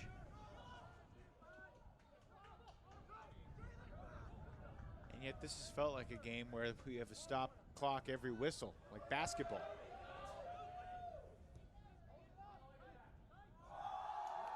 Evans with a fortuitous but poor first touch that he's able to make something of it. Murray's unable to keep it in bounds.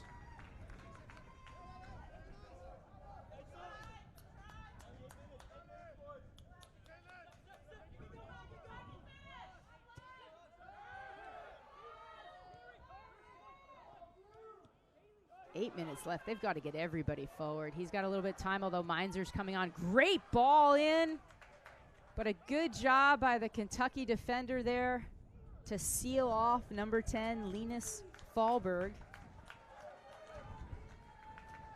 Mark Hubbard appreciates the effort, applauding from the UNH bench.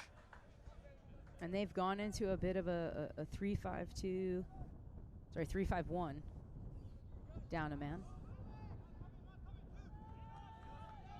UNH, if you joined us late, has been playing a man down since the 14th minute. Here comes Kentucky. Corner kick coming up. More of a 4-3-2. 4-3-2. Kentucky, in the spring, they played 10 games, 9 of which were either draws or decided by 1. Their 3-1 win at FAU was the only game of the spring decided by multiple goals. They would love for today to be the second. UNH isn't scoring 3 times, so if this is a multi-goal game, it would be Kentucky moving on to face the winner of Wake and Coastal. Demon Deacons and the Chanticleers play tonight at 8 o'clock in Winston. Robles punches that one, and it will be another corner kick on the other side. No, it won't. The AR on the side called for the goal kick, but now you see Kentucky touching the ball. Clock stops because Meinzer kicked the ball from Robles.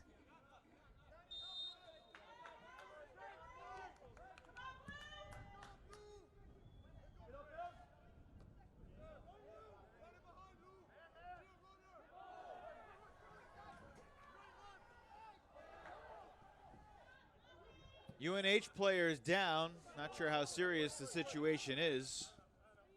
Gould gets up with a bit of a limp. Now he looks fine. It's a big difference between the men and the women's match. For the most part, a female, you know, you have your cheeky forwards that will sometimes take advantage of the flop, but for the most part, female players will actually just kind of keep going through it, where you've got your Neymars and your men's players that have a tendency to call for the dramatic, to try and get a call. Once again, no bias on me, just an observation. No, none at all. Over the course of. Kentucky has doubled its lead. A blast on a rebound. And the Kentucky Wildcats can taste the round of 16.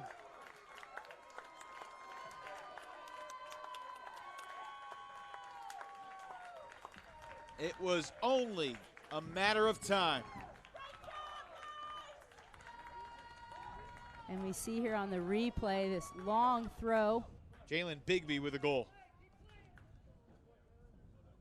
And it's flicked on.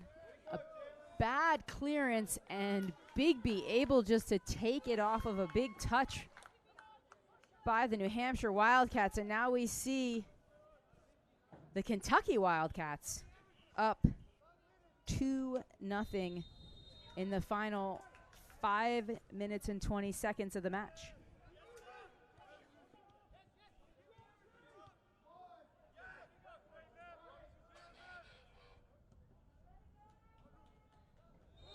So a dire situation for UNH, and frankly, it was a dire situation the moment they got off the bus today, or the moment they got on the bus in Durham to head to the airport, considering that Henneberg, Mayer, and Manutier were among the crew of UNH Wildcats that didn't make the trip. COVID protocols dinging New Hampshire at the time of year that they really had desperately hoped to be at full strength, and it's unfortunate. Mark Hubbard said before the game, no excuses, we still need to perform. But the combination of the missing pieces along with the early red card, a very steep task. And Kentucky's done a fantastic job of capitalizing on their opportunities, right? We haven't seen a ton of them. But once again, their ability to make the most of them, and then also having Enrique Kike Fakuse in goal has been the difference maker. Another foul.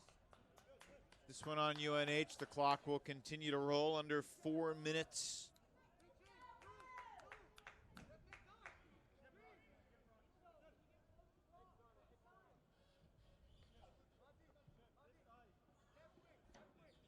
No particular rush here for Marcel Meinzer, sending it to the corner.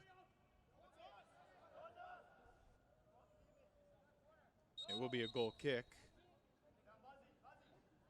And Kentucky is subbing in, so the clock stops when there's 5 minutes left and the winning team is subbing in, and that way we avoid any sort of time wasting. Marcel Meinzer to the bench, replaced by Ben Wendell.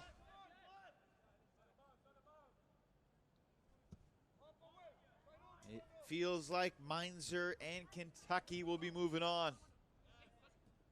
Thursday in Cary. And a good job with Lindau on the ball. Wake Med Soccer Park going to host the Sweet 16 and the rest of the tournaments for both the men and the women.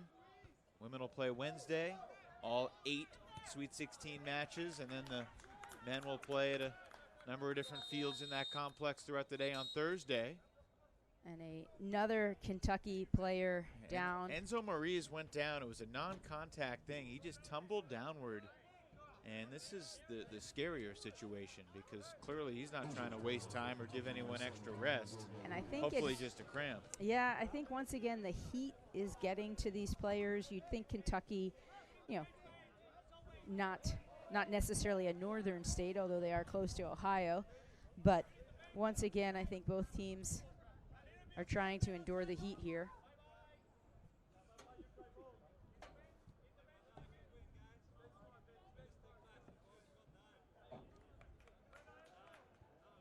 Maurice back on his feet, slowly moving to the bench. Maurice has been good. 6-foot freshman from Rancho Cucamonga, California.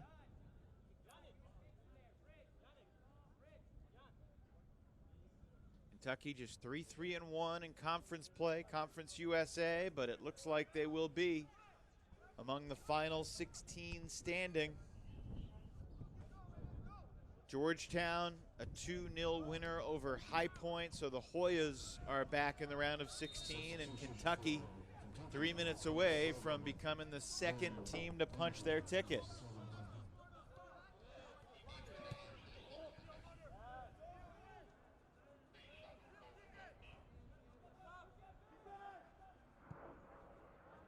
And Sari, think back to the opening 10-15 minutes where Kike Fakuse made 2 unbelievable saves to prevent UNH from striking first, and how different this game could have been if one of those had snuck by the Honduran keeper. Once again, not a bias, although it was a goalkeeper, but you know, that's what you need. You need somebody who can come in and keep you in a match, and so I think Fakuse did a fantastic job. I think Kentucky's had to make some adjustments, fill in players, but you know, their ability to get the goal when they needed has been key, and I think they've really been able to deny a man-down team, UNH. And once again, UNH averages 2 goals, over 2.5, almost over 2.5 goals a game, and here they are shut out.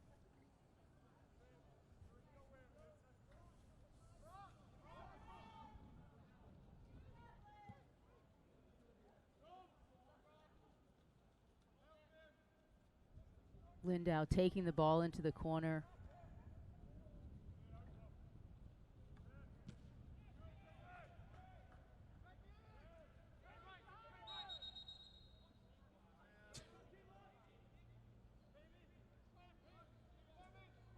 Just ticky-tack stuff right now.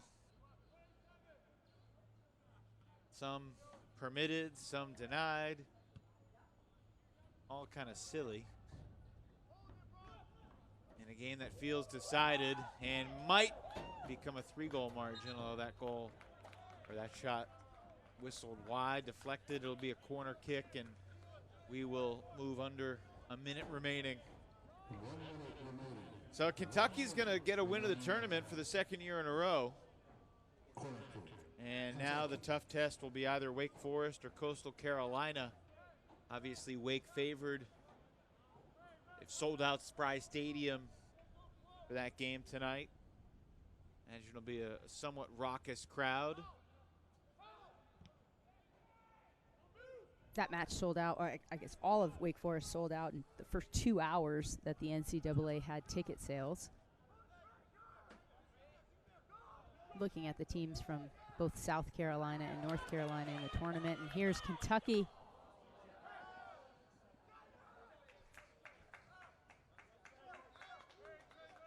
UNH average about 2.5 goals a game per year, and they're going to be blanked 8, 7, in the dance. 5, 4, We knew the Wildcats would be moving on, but now we can tell you it's the team from Lexington, Kentucky that's on to the Sweet 16. Well, and once again, you talk about how tides can turn, and I think we saw the first part of this match. UNH clearly was dominating and knocking on the door. Great saves by the Kentucky keeper to keep the blank sheet, and then a foul leads to a player sent off, and the game just changed, and Kentucky able to get the 2-0 result over the UNH Wildcats. Bailey Rouse got the first goal in the 34th minute, and then Jalen Bigby doubled the lead with his first career goal to add a little insurance and really ice this win for Johan Settergren's team that again will face the winner of the match between Wake Forest and Coastal Carolina at 8 p.m. tonight from Winston-Salem. We've got 2 more games here in Bryant Park as well. At 4 o'clock, Virginia Tech takes on Oregon State. And at 8 p.m., Pittsburgh and Monmouth. We thank you for being with us for our opener of our Sunday triple header. Congratulations to Kentucky.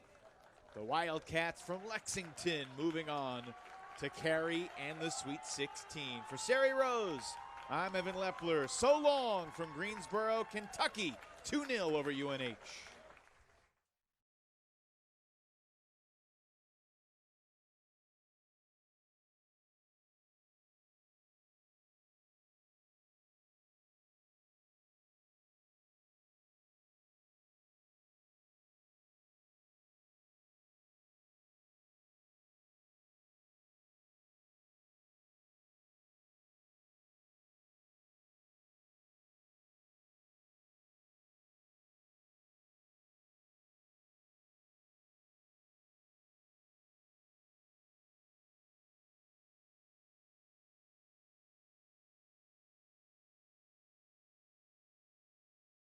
Box. Pinkham's cross headed towards the goal, loose in front on the edge of the box. It won't go. The rebound denied, and Fakuse comes up from New Hampshire. Yeah, they've done a good job of denying that ball in and getting numbers behind the play. And an opportunity here. O'Neal Smith Elias in the starting lineup for the first time in his career at New Hampshire. And he blasts it right. And Kentucky just booms it forward, and there's going to be a stoppage. Service. Robert Screen takes the corner, and that ball nearly was headed home just wide of the post. Just about the fact that Monmouth College is a blue-collar team, and I think that's the same mentality of this UNH team. Long-range shot just wide. Past the diving keeper, Fakuse, who has a little Hampshire stands tall defensively, but it ricochets out for Screen. And you got to love Maxon just getting in there and willing to take it, but a good service Kentucky has struck in the 35th minute of the half. A beautiful entry feed and the header. Well, I think it's something where he's going to compliment them on their fight, although bad here's a turnover. Kentucky trying to take advantage, and the recovery by Robles keeps it out of the net. Have been pleading for a 2-semester season. Oh, goodness. A misplay outside of the box. Robles just threw. That, can they go 3 Good 4 ball. 2 and try and get experience this game? We've seen him. But here's number 10 on the dribble, and he's going to try and shoot from long range. Believe it or not, if he actually maybe had another second or two, he had number 11 and get a call. Once again, no bias on me, just an observation. No, none at all. Over the course of Kentucky has doubled its lead. A blast on a rebound. And the Kentucky Wild, all kind of silly. In a game that feels decided and might become a 3-goal margin, although that goal, or that shot whistled wide, deflected. It'll be